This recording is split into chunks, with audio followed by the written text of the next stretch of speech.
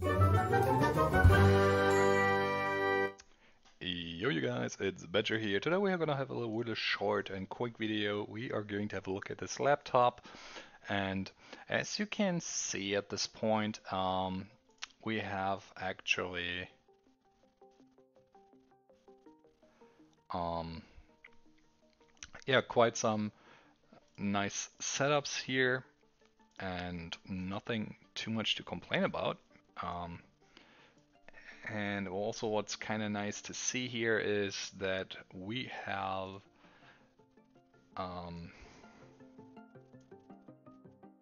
also Windows installed here, got a nice mouse pad and everything.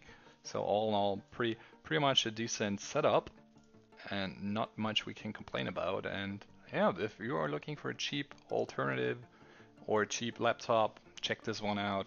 All I have to say here, I want to keep it short, so I will see you around, and that's basically what this is. So, yep.